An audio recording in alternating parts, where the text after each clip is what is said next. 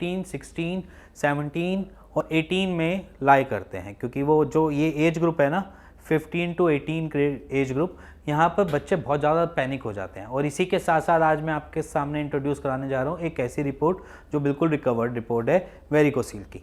But यहाँ पर 15, 16 और 17 और 18 के बच्चे जो होते हैं या इतने साल के जो बच्चे होते हैं, इनके साथ कॉम्प्लिकेशंस अलग तरीके की होती हैं, क्योंकि इस टाइम आजकल स्कूल में स्टडीज़ फिर से खुल गए हैं, स्कूल तो फिर से स्टडीज़ चालू हो चुकी हैं। साइड बाय साइड उनका जो रूटीन होती है नॉर्मल, जैसे कि अगर आप स्कूल में जाते हैं या स्कूल में बच्चों को देखें तो वो बास्केटबॉल भी खेलते हैं, वॉलीबॉल भी खेलते हैं, क्रिकेट भी खेलते हैं, फुटबॉल भी खेलते हैं, वो सारी की सारी चीज़ें उनकी छिन जाती हैं उनसे। ये सारा हम देखते हैं उनकी नॉर्मल रूटीन में, क्योंकि बच्चे जब हमारे पास आते हैं, मेरे पास आते हैं तो पेरेंट्स के साथ आते हैं मोस्ट ऑफ द टाइम, तो उनमें से अगर हम देखते हैं तो कुछ चीज़ें कॉमन मिलती हैं कि वो फिजिकल एक्टिविटी करते करते उनको एकदम से वेरिकोसील हो गया। अब यहाँ पर हम जानते तो हैं वेरिकोसील हुआ, डिटेक्ट हुआ, हमने जाकर स्कैन करवाया तो स्कैन की रिपोर्ट आई कि फर्स्ट ग्रेड है, सेकेंड ग्रेड है या माइल्ड है।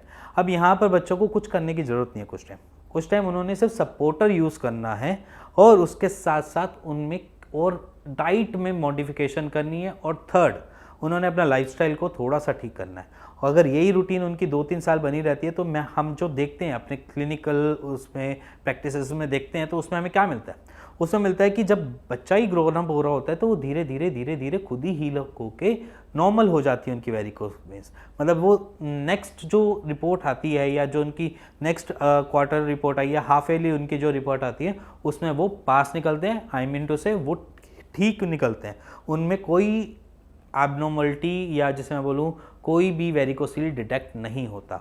ये चीज़ हम अपने क्लिनिकल प्रैक्टिस में देखते हैं। अब यहाँ पर क्या होता है कि बच्चा जो होता है वो पैनिक कर जाता है, वो 16 साल का हो 17 साल का वो पैनिक कर जाता है। वो पैनिक इसलिए करता है क्योंकि गूगल का ज़माना है। अगर मैं भी उस एज में होता तो शायद यही करता कि होता क्या है वेरिकोसील, समझे उसको, जाने बीमारी है क्या। वो बीमारी समझने जाता है तो वहाँ पर उसको बहुत सारी अलग अलग चीज़ें मिल जाती हैं, जिसको मैं बोल देता हूँ एकदम से नेगेटिव वे में। नेगेटिव वे में माने कि नेगेटिविटी की तरफ ले जाती है, कि उनको डरा दिया जाता है बच्चों को कि तुम्हारे टेस्टिकल्स छोटे हो जाएंगे, तुम्हारे को एट्रोफी हो जाएगी, तुम्हारी आगे बच्चे होने मुश्किल हो जाएंगे। बच्चा इतना डिप्रेसिव हो जाता है कि उसको ये लगता है कि मेरी आगे की फ्यूचर की लाइफ ज़ीरो हो गई, मैं कुछ कर ही नहीं पाऊंगा, मेरे को इतनी दिक्कतें लग गई। मतलब वहाँ पर बच्चा ज़्यादा पैनिक करता है जब उसके सिम्टम्स को पढ़ता है। बट ज़रूरी नहीं है, बच्चा मेरी बात ध्यान से सुनना, ज़रूरी नहीं है कि अगर वेरिकोसील डिटेक्ट हुआ है तो आपके साथ ये सारे सिम्टम्स आएंगे भी।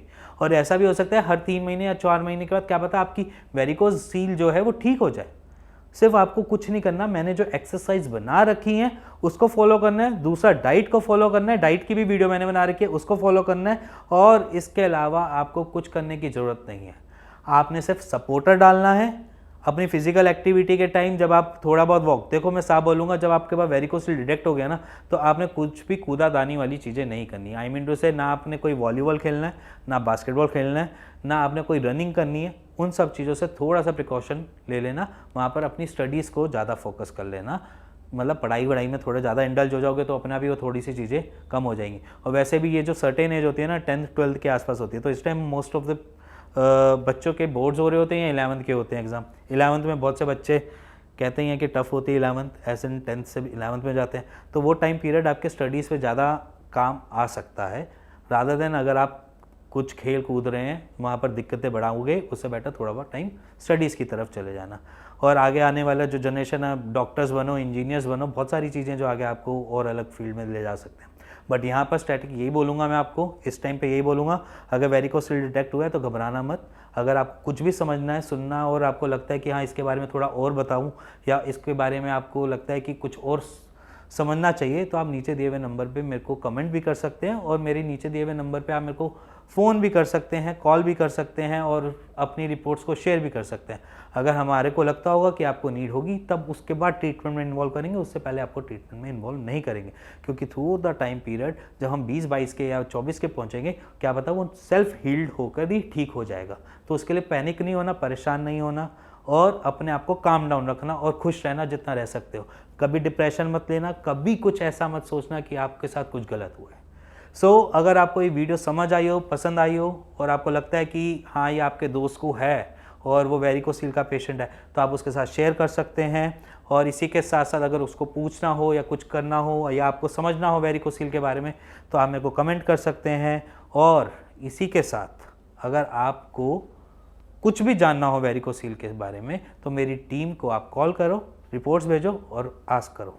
और इसी के साथ मिलते हैं नेक्स्ट वीडियो में किसी और नए टॉपिक के साथ, आपके वेरिकोसील की एक नई रिपोर्ट कि जिसमें आप ठीक हो गए हो या आपको थोड़ी सी मोटिवेशन मिले कि हाँ मैं वेरिकोसील के पेशेंट्स बिना सर्जरी के कैसे ठीक हो सकते हैं। सो तब तक के लिए bye, good bye and take care.